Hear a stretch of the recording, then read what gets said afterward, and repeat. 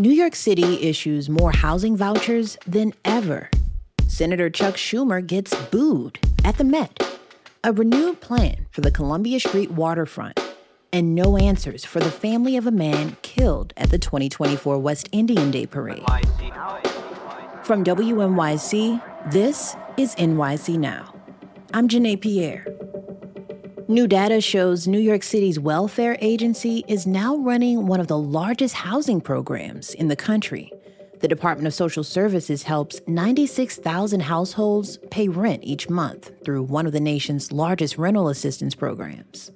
Commissioner Molly Park says the agency is issuing more aid at the same time the federal government is cutting housing assistance. What we're seeing is really city funds stepping in and filling that void. Lawmakers and advocates say the city could do even more by implementing measures that make more renters eligible for housing aid. The city council approved the expansion in 2023, but Mayor Eric Adams has so far blocked them over budget concerns. With 6 weeks to go in the race for mayor, pressure is mounting on Senate Minority Leader Chuck Schumer to weigh in from some unusual places. WNYC's Elizabeth Kim has more. Schumer was hit with a chorus of boos when he took the stage at the Metropolitan Opera, and it wasn't for his singing. Some in the black tie crowd yelled "endorse" and "Mamdani." Schumer has withheld an endorsement in the mayoral race. The episode suggests that Zoran Mamdani, a Democratic socialist and frontrunner, has won fans among the city's economic and cultural elite. Schumer has reportedly held off on backing him because he worries it will complicate efforts by Democrats to win elections in other parts of the country, as well as concerns about how donors and some Jewish voters would react. A spokesman for Schumer said, "Hearing many things from crowds is a tale as old as time in politics." This week, Brooklyn leaders approved a plan to transform the Columbia Street Waterfront into a new neighborhood. More on that after the break.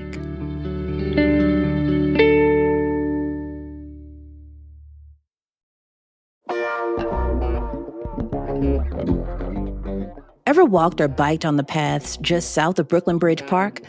If so, you may have noticed a giant industrial space known as the Columbia Street Waterfront District. It sits between the Brooklyn waterfront and the BQE and is right next to Cobble Hill, close to Red Hook. Well, for years, city officials and Brooklyn leaders have been trying to figure out what to do with that space. This week, a new plan to develop that neighborhood took a big step towards becoming reality. WNYC's David Brand is here to explain it all. So, David, what's up with this space? Well, it's a working port. You might have realized that, seeing the giant cranes that take cargo off of ships, the big stacks of containers. It's an industrial area. There's a lot of warehouses. There's trucks that are driving through on these streets, taking cargo away from the waterfront to other parts of the 5 boroughs. And it's been like that for decades. We all know that New York City real estate is just so coveted, especially along the waterfront there. It's kind of surprising to me that there aren't already luxury condos there. Yeah, you're right. I mean, think about it. It's waterfront in Brooklyn. That's like some of the most prime real estate in the country. The Brooklyn Bridge Park had this kind of renaissance with all this new development, beautiful park, almost like a world famous setting now. So city leaders and the city's Economic Development Corporation have been eyeing this area for redevelopment for years, and they got their way Monday. But there are a few reasons this area has remained industrial. Here's how Brooklyn Borough President Antonio Reynoso described it on the Brian Lehrer Show the other day. So it's a port, obviously, that has been working outside of its capacity for quite some time. It's pretty much been neglected or abandoned, I would say, by the New York and New Jersey Port Authority. EDC, or the agency EDC, is now going to take over the site and look to redevelop it not only for housing and manufacturing, but is also adding some other amenities, I guess. David, will those amenities include better transportation?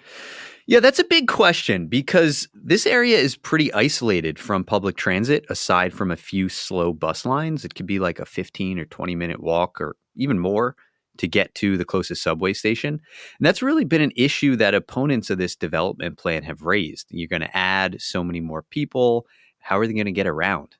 Yeah. Okay, so tell us what's coming. Please say housing. Please say housing. Well, you have me on for a reason. I'm the housing reporter. So I will tell you that there is housing, plenty of it coming. Nice. This task force I mentioned was chaired by Congressman Dan Goldman, and it approved what they're calling a vision plan for this waterfront area. They want to add 6,000 new units of housing to this stretch. That's actually scaled down from an original proposal for 12,000 units that they issued last year. And in negotiations, they have that. And those negotiations also led to some commitments to make about 40% of the new units affordable, so with rents capped for low and middle income tenants. They're also going to preserve some of the port operations and the manufacturing that currently exists there, and they want to make that more modern. They say they're also going to make this a hub in the city's water freight system, what they call, this cute name, the Blue Highway. And they're going to invest hundreds of millions of dollars in local public housing developments. You're talking about negotiations, and I just want to point out that they didn't have to use the normal land use process, right? Can you explain that? Right. That's what's made this kind of controversial. They're doing what's called a, quote, general project plan. And that might sound like boring jargon, but it's actually pretty important because it basically means the city and state have the power to bypass the typical land use review process for this project. And that's what the vote was on Monday, to allow the city and state to do this.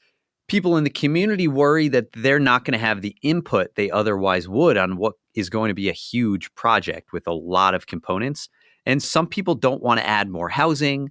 Others worry about the strain that this is going to have on transportation and traffic. And then there's a lot of concern about what this means for flooding. This is low-lying waterfront property. What happens if there's another Sandy? Housing is a really big issue in this year's mayor's race. How soon will we see all that new housing? Well, this is going to take a long time, so it's not like we're going to see excavators in the ground tomorrow. The proposal that was voted on Monday basically gives the state and the city the power to proceed with planning. So this wasn't a binding, like, granular blueprint. They're now going to begin environmental review, issue requests for proposals to allocate the land to developers. And so it really could be like a decade before we see this project really bear fruit and these apartment buildings go up and people start moving in. That's WNYC's David Brand.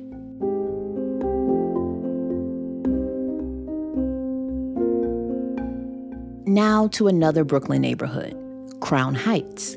Every year, the community hosts New York City's West Indian Day Parade. And any violence that happens before, during, or after the event sparks a lot of attention from police and city officials. We saw just that earlier this month, when 7 people were injured in 4 separate incidents at the end of the parade. But the parents of a man who was shot and killed at that same parade last year say they've barely heard from the police working to solve the case. It's a pretty significant unsolved case in the city. That's my colleague, Ben Feuerherd, who has been following this specific killing. Here's what happened. Ben says at the 2024 West Indian Day Parade, as hundreds of thousands of people were celebrating in the middle of the day, someone who witnesses said was walking the parade route jumped over a barricade on Eastern Parkway. He shot 5 people, and the shooting injured 4 people and killed a 25-year-old from Brooklyn named Denzel Chan. Ben has been following up with Chan's parents and says they're frustrated, partially because police haven't solved the case, but also because they feel like there's a sort of radio silence from the NYPD. Since her son's death, Lynette Chan says she's only heard from the detective working the case twice, the last time being in October of last year. Lynette says she doesn't have the faith that the police will ever solve it. There's no reason I should put my faith in them if they're responding the way, they're not responding, actually. Groups like the 77th Precinct Community Council are working to create dialogue between police, the precinct, and the community, all while managing the friction that can sometimes grow between NYPD investigators and families of crime victims. But Ben talked with a former homicide prosecutor who says the NYPD and its detectives have to strike a balance. There are certain things that they just can't share because cases are ongoing and the information can be sensitive. But at the same time, they may be dealing with family members who are distraught and really want information about where a case stands. So it's sort of this balancing act that they have to execute to keep families informed and keep information protected. That's WNYC's Ben Feuerherd. Before we go, it's the first week of autumn, and you'll need an umbrella to complete your fall fashion look. The National Weather Service says we should expect rain for much of the rest of the week, plus a cold front on Wednesday. This comes after a relatively dry stretch where Central Park recorded about an inch of rain less than normal. The National Weather Service says residents could see showers and even thunderstorms on Thursday, heading into the weekend. Thanks for listening to NYC Now from WNYC. I'm Janae Pierre. We'll be back tomorrow.